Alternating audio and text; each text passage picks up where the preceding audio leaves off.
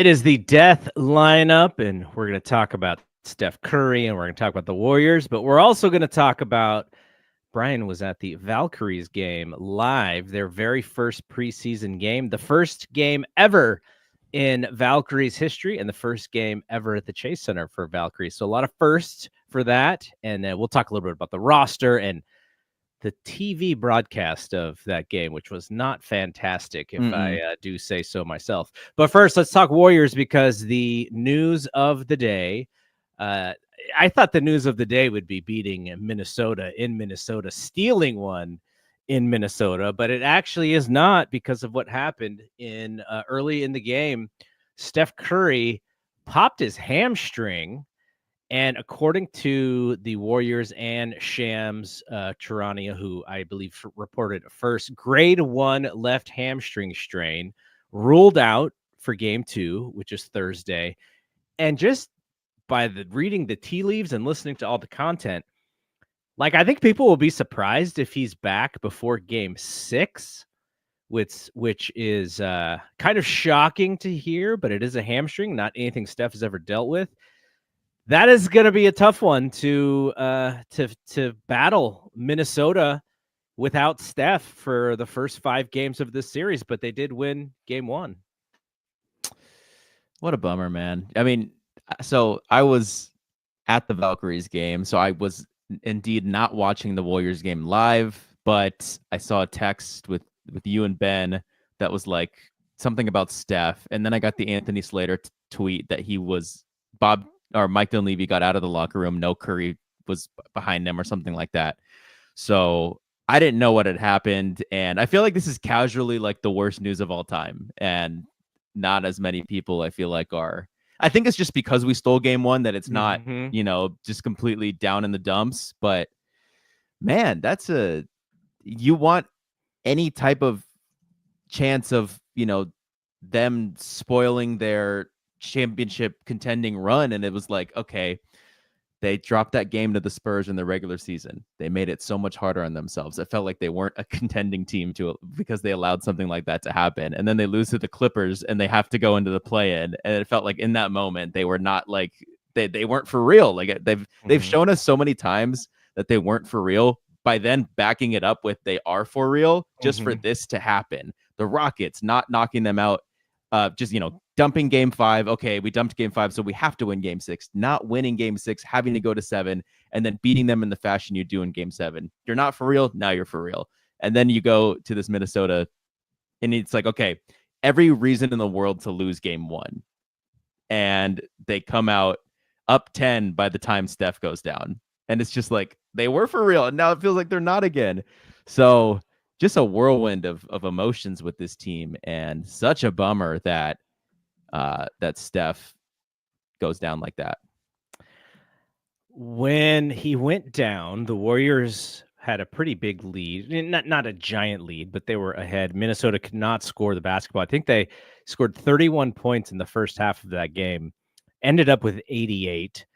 So they were not shooting well. The Warriors were defending fairly well, but a lot of it was just they were not shooting well. Ant-Man had a horrible first half, maybe the worst I've ever seen him play, though not like I've seen every Ant-Man game. And then they started to chip away in the second half, which you knew was going to happen. But the Warriors kind of offensively did just enough. Draymond was like the offensive star of the first half. He had 4 threes in the first half. Then it was Jimmy and Buddy, Robin and Alfred in the second half. And by the way, did you see all the post-game stuff with those guys? Like really good. Like really good stuff. My favorite part come from? My favorite part is when Buddy Hield starts doing like shoot, now he's making me forget what the hell they're called. The quotations. Did you see that one? No, I didn't. I heard the audio of it, but I didn't see the video of it. Is he doing like a V or something? No, he was just doing he was saying Jimmy keeps saying so and so. I forgot the exact phrasing he was saying, but he kept doing it in quotations. And Jimmy was like, "Do you even know what that means?" And he goes, 2 fingers. And Jimmy, they start cracking up. How much of this is an act and how much of this is just Buddy just being a naive dude. I think he's a goofball. Yeah. All everything I've ever heard. Like I have a buddy that went to Buddy Hield's party in Sacramento. Like Uh-huh. how did Buddy just allow like random Sacramento people to like go to his house party? I think we got to shout him out though, because the shot is not always going to be there, but Oh, man. the effort has been there, and he's not the best defender in the world, but he's like trying really hard on defense. So I don't know where that came from, because that's not really his reputation. Maybe it's whatever the Warriors, their style or whatever, their culture is built in, because he's actually defending out like far, like past the 3-point line. He's just getting after it. And, Jimmy's Jimmy. He just calms everything down. But here's the real question. So let's say that Steph is out until game 6. I mean, even game 5, that is a struggle to play 4 more games without him, or 3 more if he's back by 5, and 4 more if he's back by 6. And that is not even a given. We're probably pushing that due date up just because we know it's playoffs. But let's say that Steph is out for at least 3 to 4 more games. They stole the first one. More than likely, Ant-Man's going for 50 on Thursday. Like, I just don't see another scenario where the Warriors win this rock fight again. I think, they're going to come out swinging. So game 3 and 4 in San Francisco, I do think the Warriors get one, even without Steph Curry. So if you go back to Minnesota, 2-2, even if Minnesota wins with the specter of Steph Curry hanging in game 6, you still give yourself an opportunity. They already won game 7 in Houston. So them going to game 7 on the road is not it's not the easiest, but they've done it. They just did it. So the main question is do you think the Warriors have a chance to win this series with everything that has happened?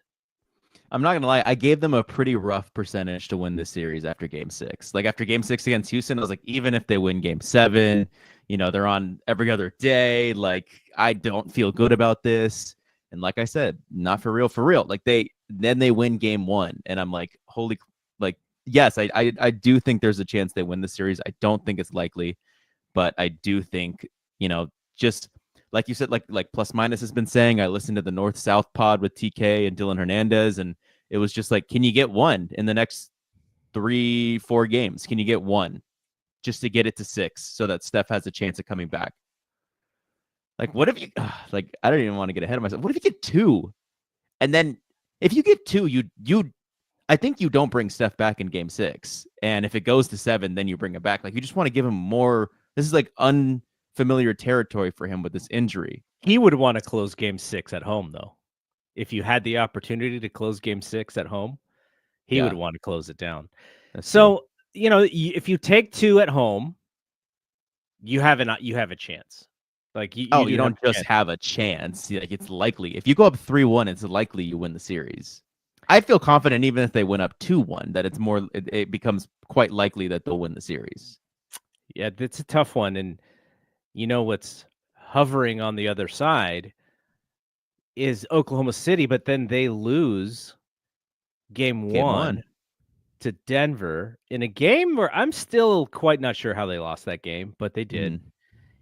And so, it's like one of those moments, Rocky IV, the Russian is cut, when Denver actually beat Oklahoma City. You're like, oh, maybe we can't just pencil them in to win it all. But if you think about best case scenario, and I told you what the best case scenario for me was for the Warriors to face Oklahoma City early because they would be healthy and have legs. The worst case scenario would be Jimmy with the broken butt and Steph with the bad hammy, and Draymond's been limping up and down through this. I think some of it's just fatigue. Like going to Oklahoma City with the beat up team that they have, that one might be too much to overcome. But as we saw, Denver wins game 1. Who knows? Maybe Denver gets more than one and they make this a real struggle. I think so. I think it would be crazy if there's a gentleman sweep after a game 1 win. What a shot by Aaron Gordon too. He's having an incredible playoffs. Just just very important moments. She's showing up. Bay Area product, man. Arizona product.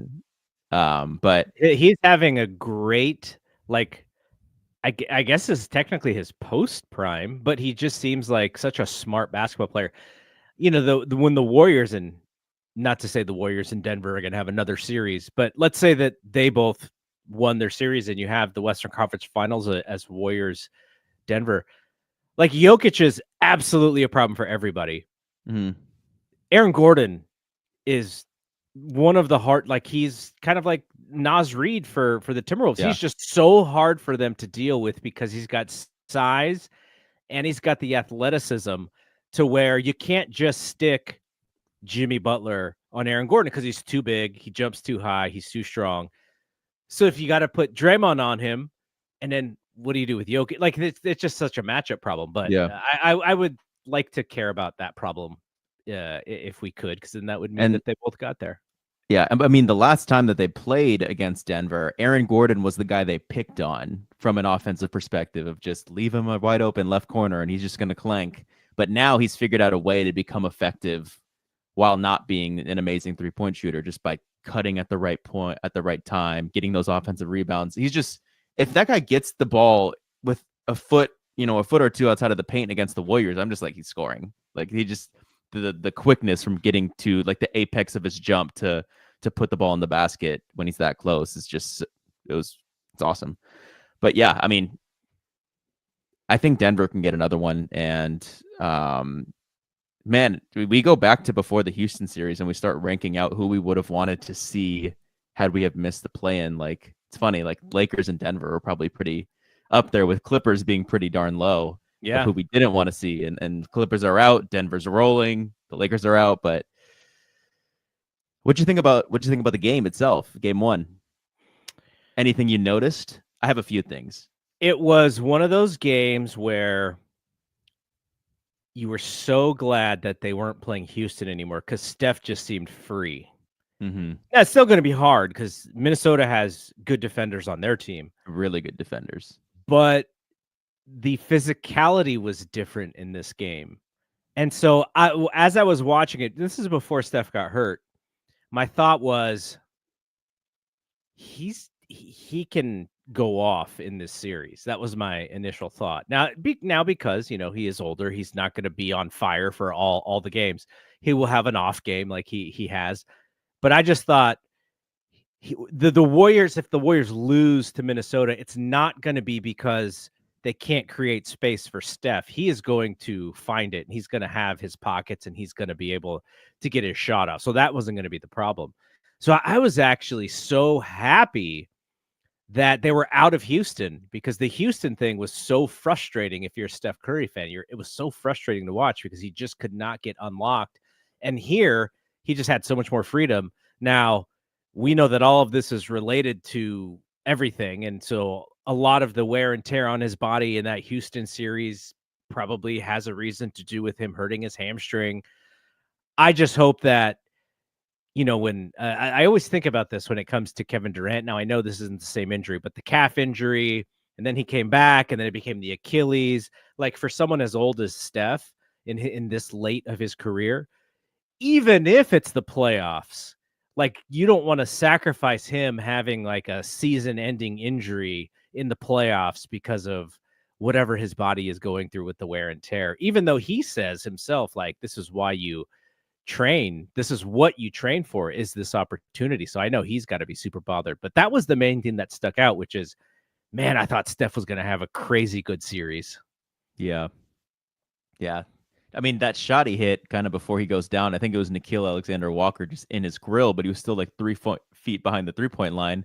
Like, I didn't even see him get one of those in Houston that he felt was kind of contested, but still like enough space for him to put up a confident shot. Like, I don't remember many of those in Houston. But yeah, Geez, he geez, stared him down too. He's just like looking in his eyes. He's like, I'm going to Mhm. shoot this. I just have to do these dribbles just because, I just got to do them. I'm going to shoot this. And it was like a rainbow. He like got it Mhm. up there and bam. Wow, yeah. I feel like a few of the things I noticed were post Steph injury, just of the Minnesota Timberwolves, of they were picking on Julius Randle defensively. But I also felt that Dante DiVincenzo in the fourth quarter guarding Jimmy was like actually working for Minnesota. But I did notice that, like, okay, right when if Jimmy gets the ball at the perimeter, and Dante was awesome that game. Dante, one of the main players that I was like, okay, he's having like a pretty good game regardless of the shooting. Like, he's impacting the game. He's also going to foul out of one of these games because he is so physical. Yes, yeah, he is. I wish he was still on this team, because that team was playing soft and they needed some physicality, and Dante was one of the only ones providing it. But when Jimmy, was trying to get to the basket from the perimeter, like, Dante was doing a good job, but you get Jimmy to kind of push him down off the ball, get into more of like a post spot where he has his butt to the basket. You give Jimmy the ball, DiVincenzo's rendered useless. So yeah. I wonder if we're going to see some of that, because now that Steph's gone, what's the starting lineup? Are they going to stick Buddy Hield on Anthony Edwards on a revenge game to start? Like, I feel like that's almost asking for like a 9-0 stretch to open the game by Anthony Edwards alone. What's the starting lineup going to look like? And yeah, I mean, I think they are on plus minus. They were saying that today is an off day for the Warriors, but Jimmy said he needs to get into a gym to practice some ISO stuff. But yeah, I mean, so just looking at really quick, I pulled their best lineups from the previous series against the Lakers, and I bet if I give you one shot, you can guess what their best lineup is. And if you don't, I bet you'll be pretty close. You're talking about Minnesota's best lineup? Mm-hmm. From a plus minus perspective. I would say obviously Ant is involved. I would say Ant, Conley, Dante, Naz Reid, and who's the defender? McDaniels. Yeah. So you were right on 4 of them. No Conley, Julius Randle. So it's Dante or Ant at the 1, Dante or Ant at the 2, Jaden at the 3, Julius at the 4, Naz at the 5. That lineup played 22 minutes in the first series against the Lakers, the second most played lineup, or the third most played lineup that they used, and it was plus 27. So I mean, it's just been one game, but I went and looked at what that lineup did in game 1, and they were one of the only lineups that were like plus. Julius, Dante, Naz, Ant, and Jaden. Yep, plus 4. They played 9 minutes, but plus 4 in game 1. So I am worried about that lineup. I think that's a lineup that could hurt us, but I wonder.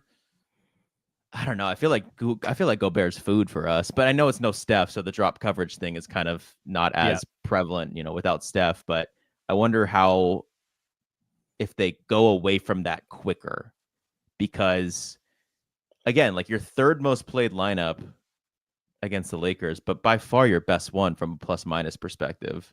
So I wonder if, they go away from Gobert quicker or they stick with them. But I don't know. I think they believe in him. Like, it's almost like if they don't go with him, then his demeanor kind of dictates how they feel, and they don't want him to be a sourpuss or whatever it is.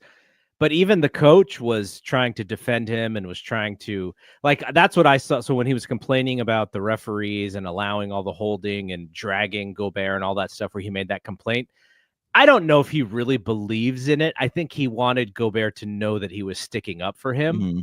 But on the flip side, if you watch all of those videos that he believes that that's happening to Rudy is doing the exact same thing. Rudy is grabbing jerseys every time.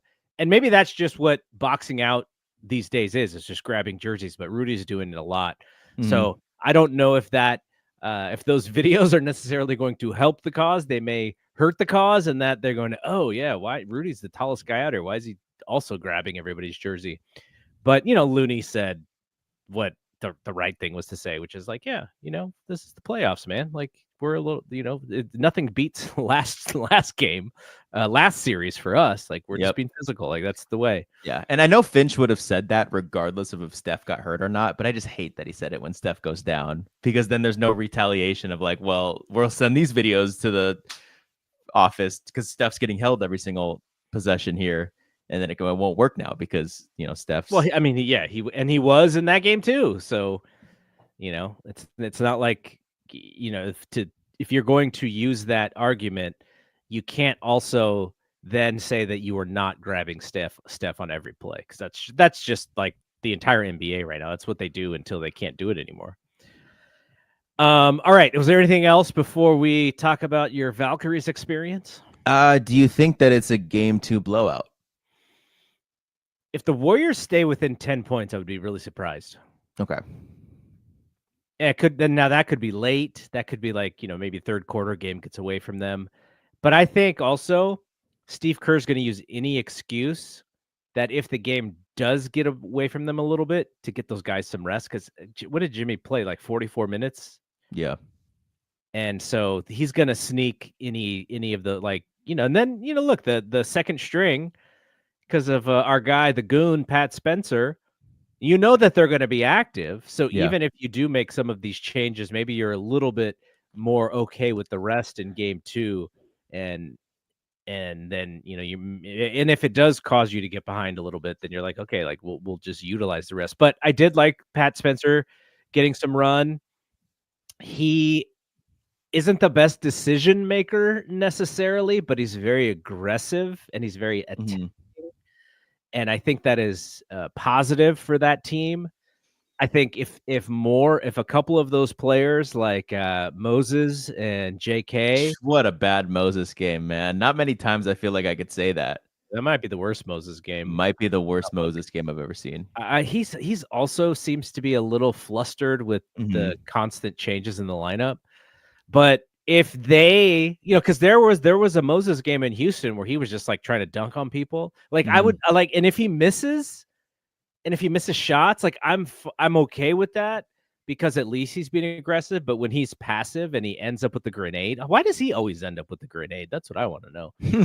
Because I feel like Draymond does too, but Draymond's like he understands, like, okay, someone needs to shoot this, because they got a few shot clock violations. Draymond's just trying to hit the rim so they could possibly get an offensive rebound. But if Moses and JK had a little bit more of that Spencer mentality, they may also end up with offensive rebounds near the bucket or tip dunks. It's been the whole story of their damn career. Yeah. Why can't they? Why is it all in this like little man who's going to be a career backup instead of in like these tremendous athletic wings? High draft selections. I think TK even said on plus minus. So I listened to plus minus on the way to work, and then on my lunch break, I watched the quarters 2 through 4, because I got to watch quarter 1 on the train ride to Chase Center. But I heard TK say, he's like, I was talking to someone from the team, and they were saying Moses was really bad tonight, but he was also really bad on defense. And I started watching, and I was like, whoa, like there are just some obvious switches that Buddy Hield's on Ant, and okay, it's clear that Ant's going to get by him. Moses, step in, take Ant. Buddy takes your guy on the perimeter, and Moses just didn't switch it. And there's like a couple times, and I was just like, I actually started paying attention to that after I had heard him say that, and I was like, oh yeah, this is not that great. So what's your last thing before we move on? What's your starting lineup pick? Well, I don't know. I forgot what they came out of the half with. Was it GP? I think it was GP and Pods was the backcourt. So it's GP, Pods, Buddy, Draymond, Jimmy. Yes. That's so tiny. It's so tiny. But that's how it's been. Other than Pat Spence, who can you move in there? Kuminga, I guess. But then who goes to the backcourt? It would be Buddy and Pods in the backcourt. I think that is a lineup that will get played if it didn't already. I forgot what the exact lineup that got played was. I think this will be good for JK because now he's on the hook for multiple games. Like he is probably going to play multiple games here instead of just being like, okay, you had one chance with game 3 or whatever when Jimmy was out. Now he's back. Now we could send you back to the bench. Like I hope. He did good things. He also did bad things. But I hope that, there's if there was any pressure on him, which I imagine he feels a lot of pressure, that some of it's lifted in the sense of like, okay, you could do a few bad things and probably expect to still either come back in that game or play the next game, because Steph is out until game 6 and we need someone who's going to provide potentially something. and he is one of those guys. Here's something I actually just thought of. You remember when Jordan Poole's last year with the Warriors, where we would watch him play defense and he would be like overly aggressive to put himself out of position. And it was almost like he was doing that so that he didn't actually have to play real defense, because if he did, then he would get actually burned for real. How do you think there's anything to that with JK just going to the rim and just constantly losing the ball? Because if he constantly loses the ball, then he doesn't actually have to try and finish at the rim, which he may miss. Like, it's so weird how easy it is for him to be on a drive and the ball just to go out of bounds. Yeah, it feels like it's happening a lot. I hope not. I do feel like when I was watching Game 7 against the Rockets, there was a play where he had a trail. He could have blocked it. He was trailing on a fast break. And then I think Buddy was able to slow down the offensive player, which means you give those athletic defenders behind the offensive player a chance to glass it. And JK just didn't give that effort. And I'm like, man, you just watch Amen, and he's flying all over the place. I know Amen's a better athlete, but JK is supposed to be this good athlete as well. Like, I just feel like there's maybe maybe there was some bad blood of JK being like, you guys have given up on me so many times. I'm losing so much money. But then again, like, okay, then play hard. Maybe you can regain some of that value. But I don't know. I was wondering if there is some sort of like, I'm not giving full effort because I feel wronged.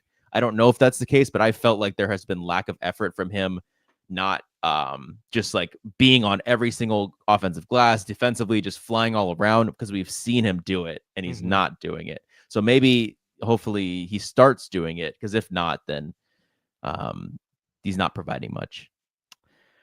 All right, let's talk about the Valkyries. Valks Valley. Home run. All right, so how was it? You were there. Chase Center, Game 1. Maybe one of the most fun basketball experiences I've ever attended. That first half was rough basketball. The second half did a lot better, though. Yes. And I say this from, it was a very wholesome experience. Like, I've never been, and maybe I was so young at Oracle, so I forgot what it felt like for just a rowdy arena.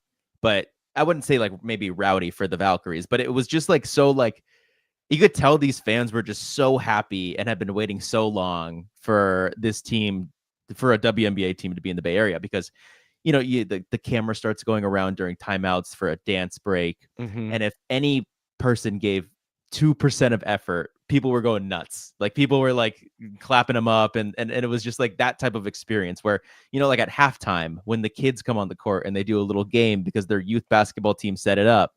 And, you know, everyone goes to go get snacks and stuff. But for the Valkyries crowd, they were going nuts every time these girls hit a shot. And I just moments like that where it's like, you're just, any type of reason to applaud, you're taking it. And they even interviewed, I think one of the girls had like 2 or 4 points at halftime. And then whoever with I forget what they're called, like the in-arena host or something. I think she sensed that she sensed something, because I don't think she would have just grabbed the player and interviewed her, but she did for the big, for everyone to watch, and everyone was just going nuts. And it was, I don't really know how to explain it, like, but it was just any opportunity to cheer and be like hype that you are where you are, the crowd took it up. And I think different from the Warriors, though, right? Like a different feel. Yes. And again, I mean, I do remember Oracle to an extent. Like, I mean, I went to a lot of games at Oracle, but I remember Oracle being way more crazy. Like, yeah, I feel like when I'm at Chase and I feel a Steph moment coming, and I'll like get out of my seat before he even shoots it, because I know it's like there's like a split second it's open, and I get out of my seat because I know there's a chance he's going to shoot it, and of course there's a chance he's going to make it. I feel like I'm one of the only people in the arena that do that. In Oracle, it felt like I was in the majority, like everyone was doing that. But for this Valkyries game, I took my partner, and she, like, we've only gone to a handful of Warriors games. I could tell it's not really like her favorite thing to go to a Warriors game. She really enjoyed the Valkyries thing. That's good. So, just again, like, it was just like, it just felt like good vibes. Everyone wanted to be there, wholesome, and an entertaining game. The team, I think the team's energy as well, by not like just like getting whooped by the Sparks and the playing off of the crowd and playing physically, playing hard, playing together for your first game ever. A lot of fun stuff. I think the camera, I don't know if you've seen the video, Julie Van Loo skips it, the really nice pass to Caitlin Chen on a fast break for her first bucket. And I think the video actually captured how loud it was. Like it was, it got in, that was probably the loudest moment of the night. And I feel like you could actually probably see it in the video. So from a broadcast perspective, I actually watched the first quarter on TV today because I got to the arena after the first quarter. And I've got to say, it didn't look great. No, what's up with that picture? They looked really grainy, and it looked really a lot of reds. It felt like the filtering was like very warm, too warm. And like, I don't know if we're just spoiled by NBC. Whoever is it, NBC that is the Warriors? NBC Sports Bay Area, yeah. Yep. And I don't know if we're just spoiled by them, but I was just not like, I was like, this looks like 2008 Warriors, what I'm looking at right now on this 2025 Valkyries broadcast. So yeah, I mean, we can talk about this now. Actually, you know what? I want to ask you one more question before we talk about the broadcast. When I watched the first half of that game, I think probably everybody thought about this, which is who's going to be their go-to scorer. I don't know if anybody stood out necessarily to you. It definitely looks like they're expecting Kate Martin to be a off the bench, corner three specialist for them. She had the green light. She was putting them up. She made like one shot out of like 12. Yeah. But I was like, okay, like when they need a bucket, who's going to be the person? Now, I say that because they cut Shyanne Sellers before she could even play in a preseason game, which is kind of weird to me. And as I was thinking about this, like, okay, well, maybe there's too many players kind of like her on the team already, and she was just going to be behind. Maybe she's hurt. Maybe she didn't look great. Why cut her before you even have a chance to play a game? Because it's not like what I watched in the first half was, oh, that's why Shyanne Sellers didn't have an opportunity because this person was in her spot and they are so much better. Like, I'm sure from the coaching standpoint, they're like, yeah, she's behind. But from a wing scorer, I didn't really see anybody who looked dependable to put the ball in the bucket.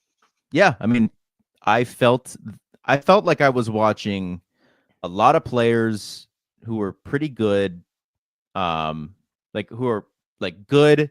I think with the Shyanne thing, like I think if you list out the roster and you say, where does Shyanne Sellers fall in this 18? She was probably, as of right now, in terms of her current skill, outside of the best 12. But when you account for potential, which an expansion team should probably be doing, she probably jumps to like top 5 potential. So, I'm with you. Like there wasn't anyone that like completely stood out. Maybe Julie Van Loo was someone to me that I was like, I wasn't as familiar with your game. And now I'm like very impressed. And I think she will be a starter eventually. Like I thought she was that good. That was Shaq and Christian Wood right there. I wasn't familiar with your game. I got to apologize. But no, I was completely against the Shyanne Sellers cut. I think I still am. I think that the conversation that, I think Natalie Nakase being the first Japanese head coach, maybe NBA and WNBA, I assume. I don't remember a Japanese head coach in the NBA. But I want to see her succeed. I want to give her the benefit of the doubt because, there's no representation on the Asian side as a whole and really basketball in general. And especially, since we're Japanese, I want to see her do well. But I was interested on like the conversation around the Shyanne thing where she was just like, I got to pick the best 12. There was nothing wrong with her knee. I forgot the exact quote, but it was just very much like, okay, you just didn't like her. You just didn't really like think she fit at all. And my question is, if it wasn't the knee and I can't imagine Sellers showed you much more than, what she put on tape in college, yet you drafted her knowing what she was capable of. And if it had nothing to do with injury, like I can't imagine she played worse than what she showed for 4 years, or maybe much better than what she showed for 4 years. I just don't understand cutting her before a preseason game. I think I still stand there. I wonder, I don't even want to put this out into the ether, but I've thought about it. We've seen some coaches like Natalie Nakase, not in terms of the very short basketball player who had to play against the odds and had to be really tough, and how that plays into their coaching and roster selection. Right? You remember JJ's coach from when he was in like 7th grade, that guy. I already forgot his name. If you're listening to this, you've got no friends on this side, my guy. But I just wonder, like, does she skew in the sense of, because if you're like the very undersized player who played at a high level, you have a chip on your shoulder. Are you going to gravitate more towards players that are going to have a chip on their shoulder and maybe have the odds against them, or are you going to gravitate more towards, like, I guess more of the talent side, and like that was the weird thing about JJ's coach, is that he shied away from what made him good, and he went just for like the God-given talent of height and size. And I don't know where Nakase is yet, but I feel like Sellers, she had the size, but I've listened to Sellers talk before, and she was like, I played with a chip on my shoulder. Like, I was a top 15 recruit, but I didn't make the McDonald's All-American team, which is a 24 player best in the high school circuit. Like, I don't know if you've seen it's called the Hoop Girls Top 100. I think it's ESPN's Top 100 of high school rankings. And Shyanne, I think, was top 18 when she was coming into college, and then she didn't make the McDonald's team, which is the best 24. And it's like, how did she not make it? But she has that chip on her shoulder as well. I don't know. I'm very confused still about the decision, and I've gotten in slight Reddit arguments with it. I just lean on the side of, like, you're an expansion team. I know you want to set a culture and an identity, but this was real talent here. That and keep in mind that she got cut, she got waived, and then she got claimed by Atlanta. How many players do you see, NBA or WNBA, not get through waivers? I never see it. This might be the first time I've actually ever seen someone get claimed. So we can stay on this. I'll talk about the broadcast in a little bit. I'm with you. I don't have a problem with the coaching staff determining that she was maybe not going to make the team.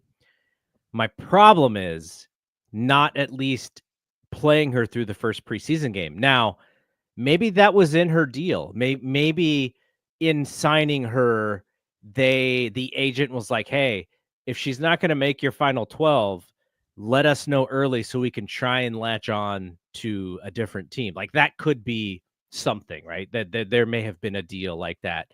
And so that's the thing that we don't know. And this is the problem that I have with the current coverage of the Valkyries, which I know will get better.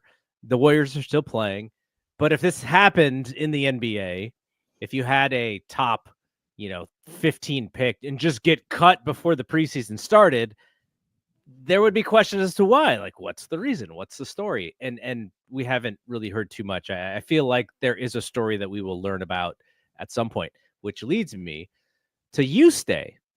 Now, Zena Keita on Twitter, she tweeted, she was answering somebody asking about Yuste, and she said that Yuste is still overseas preparing to represent Lithuania in FIBA Eurobasket. She is not expected to join the team this season, a common occurrence with overseas players drafted to the WNBA. Valkyries essentially have draft and stashed her, and then she gave sort of the reasons why Yuste may not want to come over. And then she said ultimately she will be a valuable player for the Valkyries when she does come over, or nice draft capital to include in trades. Now, the only box score I could find of this game, Step Your Game Up, Google Step Your Game Up, The Athletic, was the end box score. They have Yuste in this box score with 0 points and 0 minutes. So not told ESPN that Yuste is not coming this year. They fully expected her. They may have expected her to play in the game and not even know what's going on, which again, this is going to be something that we get better at with the coverage of the Valkyries. But I feel like these two things that we don't know the answers to should be like giant stories, and they aren't yet giant stories. Totally. I think that's also I've gotten the sense, I think I said it on the pod last week, that just more fans that have been in the WNBA space for say 5 to 10 years like weren't that surprised by it. I was quite surprised by it. Well, this is the conversation that we had with Sabrina when she was on the show about the possibility of what happens when you draft the international players. And it's funny because the people who cover the W, they're like, yeah, this happens. But the new fans who don't understand this, we're all going like, what's going on here? Why is this not a story? So there's got to be a nice merging of these two, the two ways that we are following this league so that we get more explanations about this. And I like it. So I watched the game. My Hulu cut off. I didn't see the last minute of the game, but a couple things that stood out.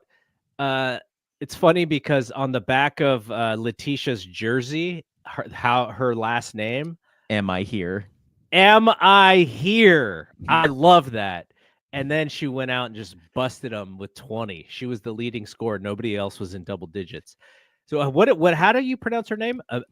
Me Here. I think it's also Leticia. Leticia. Okay. So Leticia Amihir. That was awesome. South Carolina.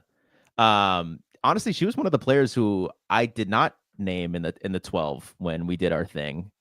And I guess I don't know. I'd still you say all the names again and I would be I guess since we did it last time, no more Shyanne. Mm-hmm. So should we do it again? Is that bad? Now that I feel like maybe we can make it more confident. Because I can give you how many people who played yesterday. But 7, 8, 9, 10, 11, 12, 13, 14, 15 people saw the court yesterday. But also, I think 2 were injured. No, 14. Sorry, 14. I didn't hear anything about injuries, but Cecilia Zandalicini and Stephanie Talbot did not play, and I believe they're both on like guaranteed contracts. So they made I didn't see who was the change, but they did say, I believe it was Monique Billings wasn't scheduled to start, and then she had to start. So it's kind of like a last minute change. Okay. So it may have been something. There like was that. an injury then. Yeah, I wonder if Steph Talbot was supposed to start, and then Mo Billings had herself a good game too. I thought she played well. Tiffany Hayes played well, with the exception of the outside shooting. I was actually in the box score doesn't really represent it, but I really liked Carla Leite. Is it Late or Leite? I think they've been saying Late. I bet if we ask her how you truly pronounce it, it would probably be different. Yeah. So I thought she has an engine. She also had 3 turnovers and 3 fouls, but she's fast and quick. She's pushing that ball, so I like that. And you mentioned Van Loo already, who like there's clear it looks like she has one specific skill set that is really well, and we'll see about the other skills. But I mean, the main thing is, and maybe this is just opening game jitters, the shooting wasn't fantastic, but at the end it did get better. The second half was a lot better than the first half. Yeah, I think so. Van Loo is actually last year, or she was a rookie at 31 years old. She's an older player. It's amazing. But she was super entertaining to watch. I think her passing is really good. I think her ball handling's pretty good. I don't know if I saw a 3-point shot go in, but she was audacious enough to pull a step back that, as she's doing the step back motion, I'm like, this looks right, but it just, the shot didn't go in. So I wonder if she does have that in her bag. But so I thought, she was impressive. I thought Carla looked very much like first game jitters, like raw, but you could see flashes. Like, did you see there was a play where shot clock winding down, she takes her player off the dribble, she draws 2 and kicks it to the left corner where Temi was supposed to be, but Temi had cut in, and it just was a pass right to the coach. But if you look where that trajectory is going, it was going to hit her right in the hands of that left corner shot. Now, I don't know. I just thought that was kind of impressive, even though it was a just complete turnover. But I think Carla's got to make the roster. I need to watch something where I'm like, there is a young player with potential that could be a Valkyrie for many years. Like, I just want to have one of those players that I could watch. And to me, she's got the best odds right now. And now that Cheyenne's gone, now that Yuste's not coming this year, they should just treat her as the first round pick, because she was a first round pick the year before. She's still younger than all of the college rookies. She's only 21 years old. So that's she's got to make the roster. I will put her in every single roster. And also, I feel like this is something I noticed because I was in person. Free throws were happening. Say it was like Kate Martin shooting free throws. Tip Hayes on the bench calls Carla over to talk to her about something. I think I said last week, I was like, I don't know if she speaks English. I guess she must know how to speak some. And then just another little thing. I think Tip had her sit by her on the bench. So I'm assuming this is I have taken you under my wing young player, which I think that's the perfect player for Carla to try and learn from. Tip, hopefully Van Loo does it as well, but I know she's newer in the league. But I'm happy that happened. But like, there was honestly some players that like I'm pretty darn sure are going to get cut that I was kind of impressed by. I mean, there's not many players. Like there's only one person who got less than 8 minutes, and that was Toure. And she only played 3 minutes. And she had 2 points from free throws. But everyone else got at least 8 minutes. And is Caitlin Chen one of the top 3 most popular players on the team already? She might be number 1, and she's probably not number 2. I don't know how they're gonna pull this. Where apparently I saw on Reddit, or I forgot where I saw it. Top 3 selling jersey in the league. No, there's no way. But for sure on they actually have her. Do they have her jersey out there for sale? Yes, you can buy it. Wow. I don't want to misreport that, so I'm taking it back because I didn't see it from a verified source. I just saw a tweet and I was like, oh, that'd be cool if that's true. But I totally imagine she's probably the best selling jersey on the Valkyries. Her or Kate Martin, I'd bet it. But okay, here I have it. Here. So here we go. One more time. Maybe we'll do this once a week I guess they have to do it by next Friday. But Janelle Salon, she potentially plays. I think she's in is it the Italian league? I think she's in the Italian league. She's a French player playing in the Italian league. Their team is up 2-0. And they play tomorrow, Thursday, our time, like 11:45 or something like that. If she wins that, they win the finals in Italy, and she comes over and joins the team. I think she's a lock. I've seen her play before, and she's young, and she does things really well that you'd want on a winning team. So to me, she's one of the 12, but I guess I shouldn't even start with her. But just a few more notes on some of these players. Chloe Bibby played in Maryland, was Shyanne Sellers' teammate, I think a couple years older than her. She is from Australia. I think she played in the Spanish league this year, and won the MVP of that league. She impressed me. I don't know her stats, but I think she shot a couple threes. They looked good. I think she made 1 or 2. She took someone to the basket and shot a shot. Like, I think she does good things. Also, Kiara Linskins, I think she's Belgium. I think it was Julie Van Loo's like friend and teammate from the national team during Eurobasket, and I think Sabrina had said like that's why I think she got like even a roster training camp spot. She looked pretty good. I think maybe just because she looked like the most physically imposing person on the court, being 6'4". Second tallest player, by the way, I think. Elisa, how do you pronounce Elisa's last name? Kanane. She's 6'5", and Kiara is 6'4". Actually, Monique Billings is also 6'4". So and Temi's also 6'4" as well. So I've got to say there are interesting players in this roster. Even Alyssa, like she did some cool things on the court too. She took someone from the wing to the basket, and if you're 6'5", you're supposed to be planted in the paint. Not much movement going on, but she plays like a wing. But okay, so I guess we start with the 12 now. I think Carla 1, no Caitlin for me, no Caitlin Chen. I'll save Leticia Amihir for later. Eustace is not coming. Kayla 2, Kayla Thornton 2, Stephanie Talbot 3, Janelle Salon 4, Temi. They were pronouncing her name differently on the broadcast last night. Yeah, and Richard made a note about that from her hoop stats, and I forgot how they pronounced it. Yeah, it was definitely different. Jacob Toby, the new play-by-play guy, he pronounced it differently. So Temi, oh man, now I got to do it over again. No, you got 5. I think you got 5. Okay, so Temi's 5. Hayes is 6. Kate 7. They started Veronica Burton. Mm-hmm. I'm gonna say Veronica's 8. Mm-hmm. Cecilia Zandalicini's 9. Monique Billings is 10. We have 2 more spots. And you don't have MI here yet on the team. I haven't done Leticia Amihir. I haven't done Caitlin Chen. I haven't. Julie Van Loo. Oh, Julie's making the team. And what is that, 11? That's 11. So now it's just between Caitlin, Leticia, and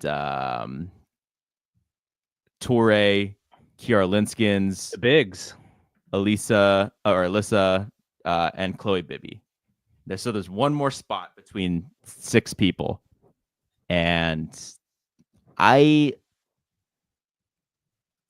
hope it's between Chloe Bibby and Kiara, but I guess it doesn't matter. I mean, I still want to see them play good ball, but like, I guess do Caitlin Chen then if you're, she's selling tickets, she's selling jerseys. Maybe you just do Chen, but from a position of need, I'd imagine maybe like a center like Kiara would be the pick. They did do some Mo. I think they did some Mo Billings at the 5, small ball 5 last night. Mm-hmm. So I feel confident about the 11 that I've listed. I think that 12th spot is between those 6 players. And I'm not confident about who's going to get the selection. Because I think if Caitlin gets it, I don't think she's the best player out of the 6. I don't think she has this incredible potential like Shyanne did. But I think she's good, and I think she hustles. She's fun to watch. So we'll see.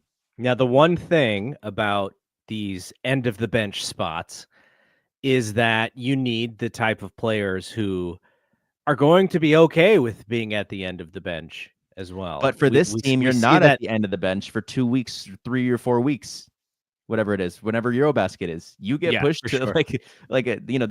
There's an asterisk for this year for being an end of the bench player. You're actually going to play. By the way, this is only for the people watching on YouTube, because by the time the people listen to this audio, it will be late news. Do you know the Knicks beat the Celtics again today? They came back. I think they were down something like 12 or something to start the fourth quarter, and they outscored the Celtics 30-17 in the fourth to win the game. So you're telling me now the away teams, as Denver and OKC are about to tip off, the away teams are now 6-0. 6-0. Because both because the Pacers won again yesterday. Pacers won again, and then the Knicks won again. Yeah, it's crazy. Wow. Amazing. The Warriors don't end that streak. All right. By the way, Trey popped into the chat. He's here. Just like we asked if am I here, and he's here. All right, so I'll go quick on the broadcast. If you are in the Bay Area, you can watch all the games on KPIX Plus. Now, I actually like the broadcast team. So the broadcast team is Jacob Toby, who I believe does Spurs stuff. Yeah. And then Morgan Reagan, who does pre and post game for the Kings, and then has like the most popular. Oh yeah, I think she does G League, and she has the most popular Kings podcast, the Deuce and Mo. I didn't know. So yeah, a lot of my Kings friends, Marshall, Marsh, big fan. Mm-hmm. Big fan. Nice. Okay, so I will say, outside of Toby getting a lot of names wrong, which it's the first game. Like, well, who knows? What if he's right? What if Temmie did? Richard Cohen proposed the idea. Did Temmie change the accent, or it wasn't even that. He was just mixing up Kayla Thornton and Mo Billing. That may have even been wrong, but he was mixing up players, and he did it like several times of the same two players that he kept screwing up. I would not mess up one time, guys. I will give him this one game. This is what the preseason is for. But I enjoyed the broadcast. I thought both of them had nice chemistry together. The rest of it, I feel like we did better stuff at San Jose State, like when we were doing like live games and stuff. Like it was really bad. So the pre and post game is done in front of a green screen, and that's got to change. They got to change it. They just sit at a desk or something, because the lighting looked bad though. Like it was really bad. The lighting looked pretty rough. And so then, so Vern Glenn, who's like a historic Bay Area sports guy, he's been around forever. I don't think he's the right guy for this job. The Valkyries are new. They should feel new. They should feel like the new hotness. And Vern is a nice guy, seemingly, but he is not the right guy to host the halftime show and the pre and post. He's not. He's old school, and this is kind of new. So I would not have him there. So when they show the broadcaster, so you know how like when you're watching a basketball game, like Fitz and Kalina are kind of going over things before the game, and they have a nice little background. Again, for Jacob and for Morgan, they did it in front of a green screen, and there was this Valkyries like castle or something behind them, which I have no idea what that was or what it signified or why it was there. I took a screenshot and I sent it to you and Ben, and I was like, what the F is this? This is so terrible. It just looked so JV. So I get it. KPIX Plus is not NBC Sports Bay Area. It's a different way that you're showing these games. They went for, broadcast TV. Like all you need is an antenna to watch these games. So you're not opting into cable. You don't have to have cable to watch these games if you live in the Bay Area. But there's going to be some interest from WNBA fans. They want to see what the new team looks like. They want to see what the Valkyries look like. So they're going to pop it into League Pass and they're going to watch this stuff. This stuff looks junior varsity. We need to fix this. I don't know who I need to have a conversation with, who I need to write an email to, but I felt really bad. I was like, imagine being a new fan, or not even a new fan. Imagine being a fan of the Warriors, and you're like, oh, I want to see what this new team is about. And then you see like these like college green screen graphics. It's a turnoff. So I think they need to fix that. But I will say the nuts and bolts of it, which is the play-by-play and the color commentary, was really solid. I liked it. So that part was good, but everything wrapping around the actual broadcast was really, really bad. I wonder how involved Cena is in the pre and post stuff, because I know she is a part of it, but I wonder if, well, I know because of the Warriors, she wasn't able to go. So I wonder if she's the host, because we know she could host. So I guess we'll have to see about that. Yeah, she was just on Warriors duty, right? She was on Warriors duty. Yep. Yeah. So Trey also says the Bay Area shows up. The crowd was loud. I can't wait to go. I'm excited. I have to find there's only 22 of these games, so it's not like there's unlimited games to go to like the Giants. So I need to figure it out. I need to figure out which one I want to go to. So for WNBA fans, I imagine that Minnesota Lynx ticket is going to be very easy to get, and we all know that the Lynx are probably the best team in the West. Just small market, I guess, is the reasoning. And the Valkyries are probably going to get cooked. Yeah, it's a very. I remember looking; it was one of the cheaper tickets. So yeah. All right. All right. We'll be back next week. What the Warriors are. We should record more if there's. I mean, I don't want to change up what we've been doing. It's completely up to you. I have I can always pop in. We just need to create a little bit of a schedule. But if you want to record more during the week, especially during the playoffs, But I don't want to be. I don't want to jinx us. We weren't recording. We were recording on a weekly basis, and they won a series, and I don't want to change Well, that. the thing about it is we do have these two podcast segments, right? We have the Death Lineup and we have Valks Valley. If you wanted to just do exclusively Valks 1, we could do that. We have this. This is not a great logo, but it is a logo for the Valkyries. And then we could also separate, like if it's a Warriors playoff game, we'll just talk about the Warriors. And then we can do exclusively Valks content as well. This is really kind of what we want to do. And also, the Valks Valley is your brand. This is your name. So you if you want to do other stuff with it, if you want to find someone to record with more frequently, like more power, we can do that too. So we'll decide. We'll figure out some stuff. I think it's really cool that we're covering this team, though. It's going to give us stuff to do during the end of the spring and the summer. Because the NBA season will be over and we'll still have WNBA to talk about. So, All right. Shout out to Trey the Wave. Thanks for checking in and sending us some comments. And thanks to everyone who's watched us on YouTube. If you could subscribe to the channel, we greatly appreciate it. If you're listening to us on the podcast network on the BSPN, and if you're on Apple Podcasts or Spotify, give us a review. That would be also. We would also be very thankful for that. All right, so we'll figure out a schedule for next week. I actually do have to be in the office on Thursday, so we may not be able to even record Thursday. But with the Warriors, with this playoff schedule, we haven't been consistent with days, anyways, just because. So, but we'll figure out when we're going to be back next. But we will be locked and loaded because there's lots of stuff to talk about, both for the Warriors and the Valkyries. So for Bri, I am Double G. We will see you when we see you. Peace out.